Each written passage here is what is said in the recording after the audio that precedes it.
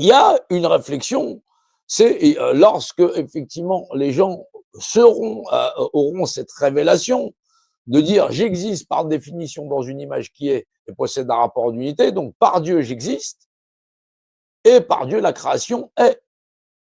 Mais il ne s'agit pas de monde liturgique où crois en Dieu, ah, attention tu vas aller en enfer ou ceci, cela. Les gens te disent: «L'enfer c'est dans l'autre monde», mais tu imagines ce que des gens vivent ici sur cette planète-là?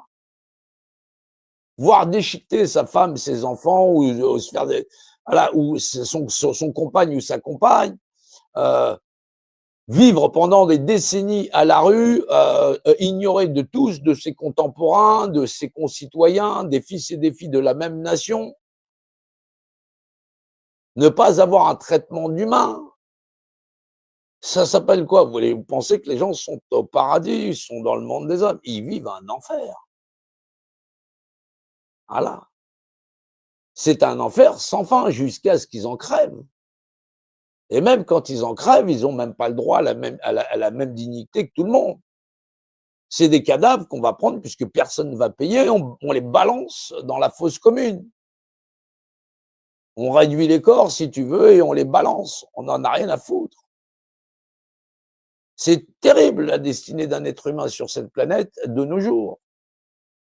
On vit dans l'opulence physique et matérielle. On a des matériaux, voilà, on a de la technologie, à plus savoir qu'en faire. On peut construire des hôpitaux en 3 mois comme en Chine. On peut construire des grands buildings. On a des surfaces inexploitées. Il n'y a pas de place pour l'homme. Et pourtant, la première marchandise du monde des hommes, c'est bien la chair humaine. La main-d'œuvre première, la bestiole la plus utilisée. Les gens pensent que c'était les chevaux, les vaches et tout ça. Non, non, non, non, non, non, non, non, non. Le monde s'exploite avec des hommes. On conquiert avec des hommes. C'est là où se trouve l'abomination. Donc, il y a à un moment donné, chez le monde des hommes, une réflexion à avoir sur la société de demain. Rien que la société d'aujourd'hui et l'état mental, être au constat de l'état mental d'une majorité de la société. On vit dans un monde de sociopathes, de psychopathes, de sociopathes et de psychopathes qui, grosso modo, ne veulent que avoir le pouvoir. Voilà, donc les gens veulent avoir le pouvoir sur d'autres êtres humains. Les hommes te disent: «Je suis dirigé par quelqu'un qui a tout pouvoir sur moi, il faut que ça s'arrête». Mais dans le fait d'avoir des gens qui peuvent leur nuire d'un point de vue de pouvoir législatif, exécutif, ou le système en lui-même qui devient une bête écrasante parce qu'effectivement aujourd'hui, bah, ta voiture te flique, tu veux circuler, il y a des radars de partout. On n'essaye pas d'avoir de meilleures infrastructures ou de meilleurs matériaux parce qu'aujourd'hui on sait faire. On sait faire, mais on te dira: «Non, il y a des brevets» et puis en fin de compte, on va utiliser de l'énergie fossile. Il faut continuer à se faire la guerre parce qu'on ne veut pas utiliser l'énergie électrique. Et l'énergie électrique, on va te la faire taxer, on va te la faire payer à grand prix, à grands frais. Il faut taxer, il faut ponctionner, il faut avilir, il faut asservir les populations. Parce que les populations ne sont pas dans la réflexion de je suis un être humain, j'existe par définition, et que l'autre aussi qui crève sur le coin de la route, sur le trottoir, là, ouais, à Paris, tu as plus de chances de trouver un SDF en traversant le trottoir qu'un emploi, je te le dis. Dans des grandes villes de France, tu as beaucoup plus de chances de tomber sur un indigent que sur un emploi. Et cette indigence, chez beaucoup, elle dure des décennies. Il y a presque 14 ans, il y a presque 10 ans, Macron disait il n'y aura plus de SDF en France. C'est normal. Il n'y a plus de France. Les Français ont renoncé aux valeurs de la Révolution française, accepter que les êtres humains soient des êtres égaux par nature. Ils ne sont même pas partis approfondir ces doctrines. Aujourd'hui, on est dans la haine de l'autre, l'étranger, le pauvre, le plus gueux que toi.